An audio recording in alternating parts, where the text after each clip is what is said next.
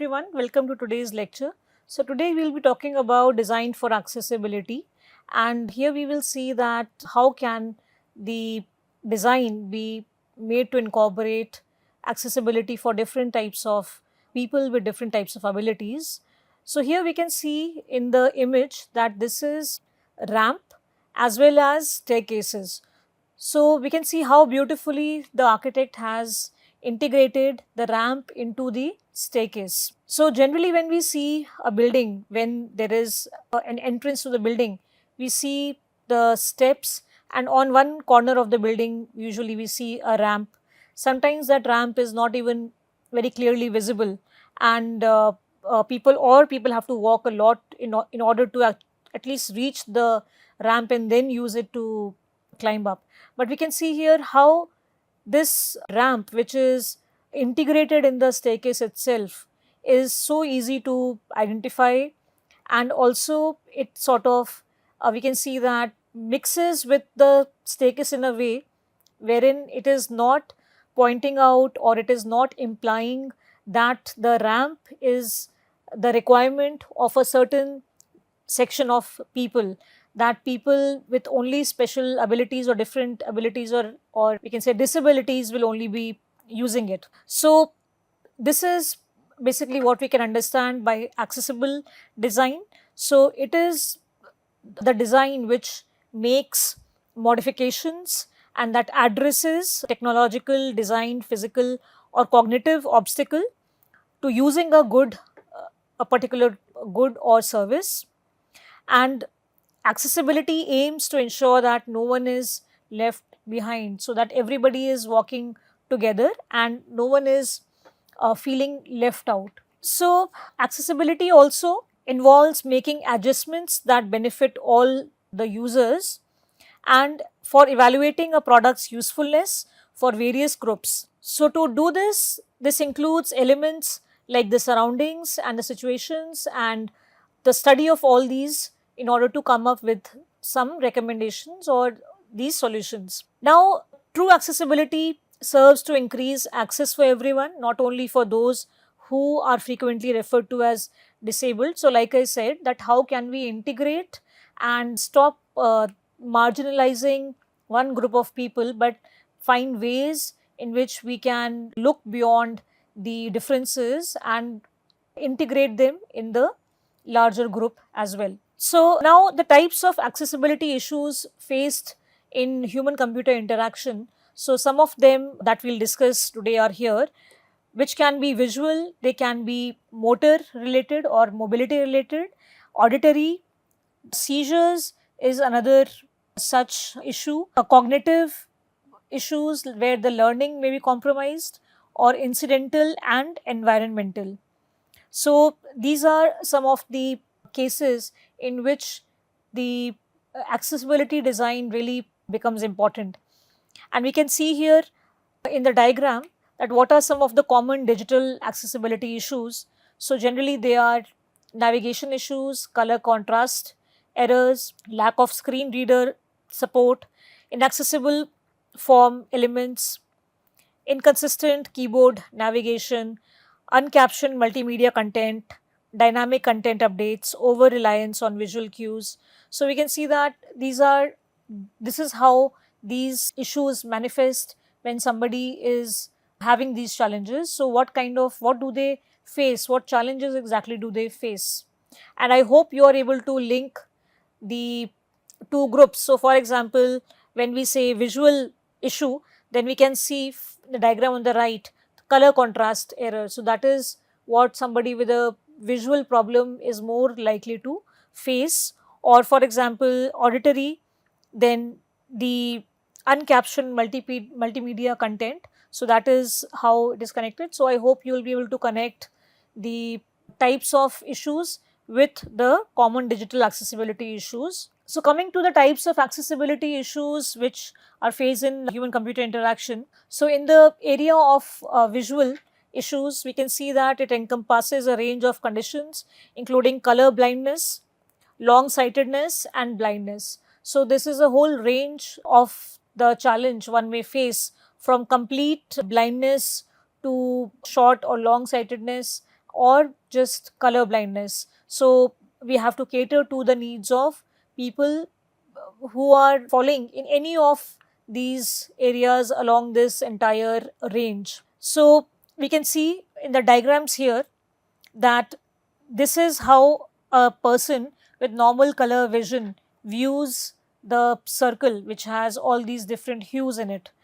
And then we can also see that people with different types of visual issues, how they see the same colors. We can see that they are not as vibrant, or they are not the same as is in the first circle, or even the monochromacy, which is the last one, where somebody is seeing only in black and white. So we can see that how difficult it may be for people going through these challenges to access or navigate their way when they are using the computer or some kind of, maybe say, a website, and then they have to differentiate between certain colors. It may be a big challenge for them. So the next is the motor or the mobility issue. So this is specifically related to people who have any kind of physical movement issues, or maybe wheelchair users, people with with who use crutches or support to walk, some kind of a walker. And they mostly face problems if they are, for example, having some other issues with the motor control of their hand. Then how do they navigate on the computer screen, the keyboard navigation, and maybe the precise clicking, they may find it difficult to achieve that. So that is some of the challenges that they may face. And we can see here in the diagram here that logical tab order. So if the tab order is logically organized, that may be helpful.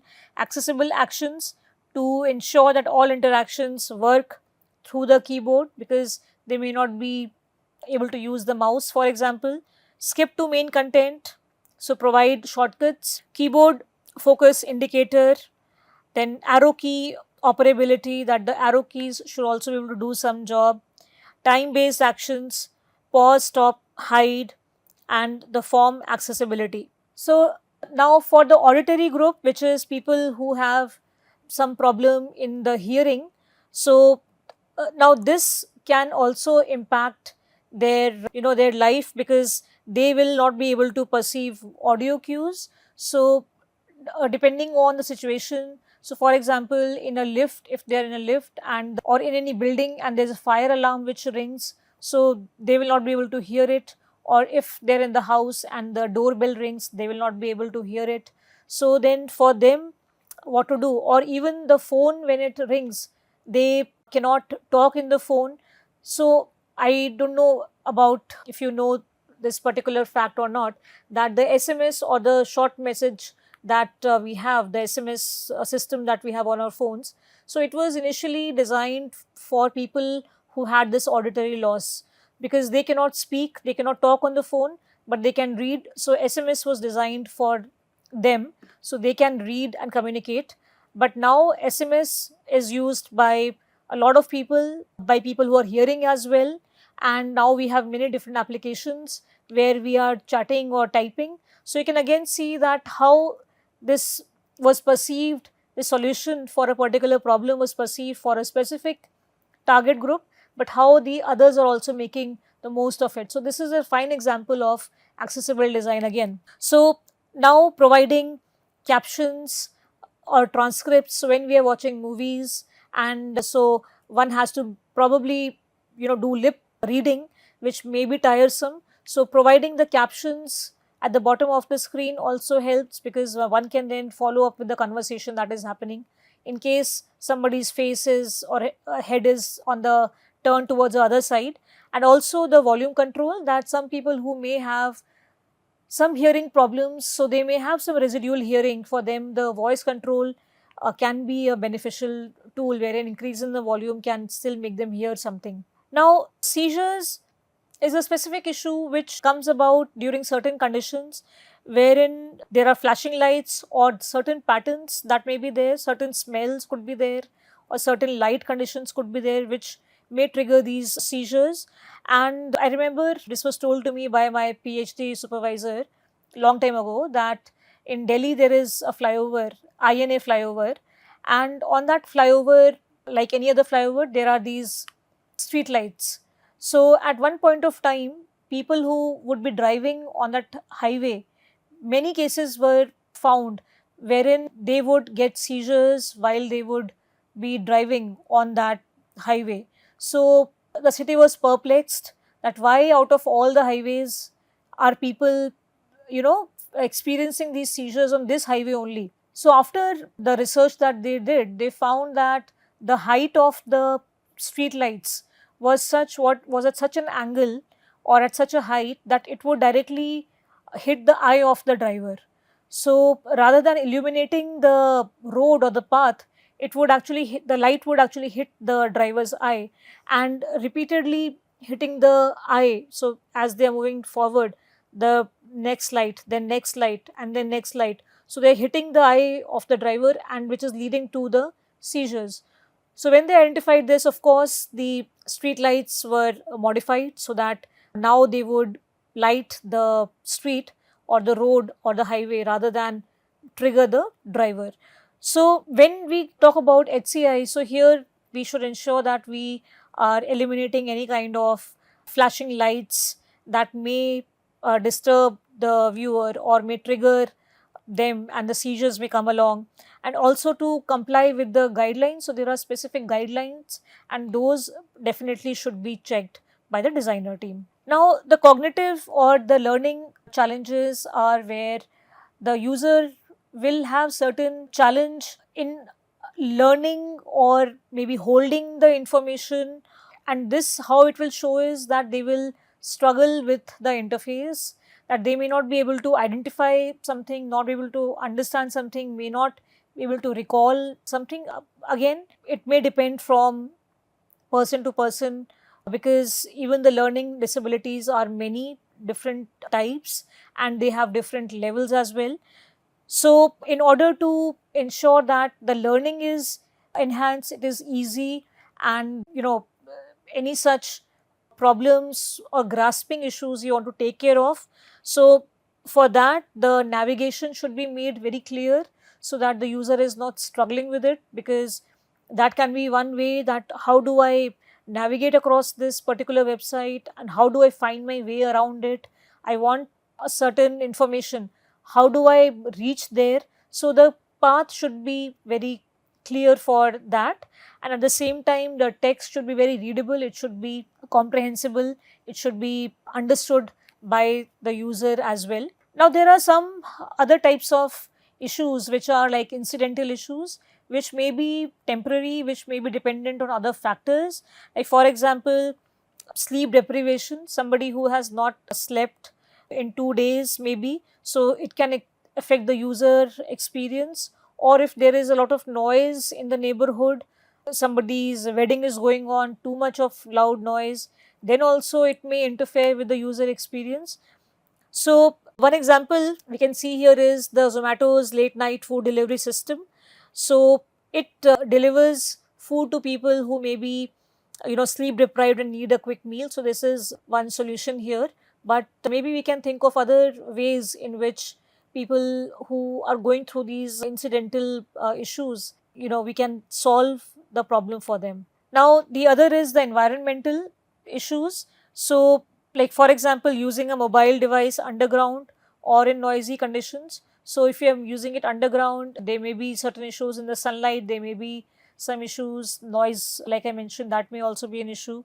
So we can see here the example of Tesla's autopilot system, which adjusts to various driving conditions, and depending on how much traffic is there, it will modify its speed and other factors, so which will give a very smooth experience to the user. So now these are some of the web content accessibility guidelines, and we can see here the seizure safety, then we have for compatibility, navigation, input assistance. So we have all of these points here: video alternatives, text alternatives, adaptability, keyboard accessibility. So all of these will make the web browsing more accessible for the users. So let us take a look at the key principles for our web applications that we should remember. So one is So we can remember it as POUR, P-O-U-R. So where P stands for perceivable, O for operable, U for understandable, and R for robust. So we can see here that to make the information perceivable, information and user interface components must be presentable to users in ways they can perceive it. So that is the first point. Operable is user interface components and navigation must be operable. Understandable means information and the operation of user interface must be understandable, and robust means that content must be robust enough and interpreted reliably by a wide variety of user agents, including assistive technologies. So the conformance levels in the web content accessibility guidelines. So we can see that there are 3 levels of these conformance. So the first is level A, which we can see is the minimum conformance level to ensure web content is accessible for most users with disabilities. So this is how the levels can be seen. So minimum levels that must be there. Level AA, AA is the higher level of conformance than level A and is designed to ensure web content is accessible to a broader range of users with disabilities, including those with severe disabilities. And finally, we have the level AAA. It's the highest level and is designed to ensure that web content is accessible to all users regardless to their disabilities. So we can see that the single A is the minimum conformance that has to be there no matter what, regardless of the situation, it needs to be there. And the double A is the recommended, that this is a good way to have the conformance with the guidelines. And of course the AAA is the highest, and of course it is the probably the best or the level, but even if one reaches the mid level, that is also going to satisfy a lot of requirements of people with different types of disabilities. Now accessibility best practices. So here use of various visual icons and function guidances that we can see here. So I have discussed this in the previous slide, that logical tab order, accessible actions, keyboard focus indicators. So all of these points make it very accessible, the keyboard accessible. So this can be incorporated. Now we can see some examples of the best practices, and let us see this example on the left, where there are 2 different types of forms and some information needs to be entered here by the user. Now if you see that these 2 forms do not really have a lot of difference if you see, but still one form is going to make the using of it more accessible, more easy. So we can see here on the left form we can see first name, which is fine, last name fine, and then we have address, city, zip code, country. So there is no information that just flows into it, the information is just flowing from one to the other. On the right hand side form we can see that they have broken this information into different segments, like personal information.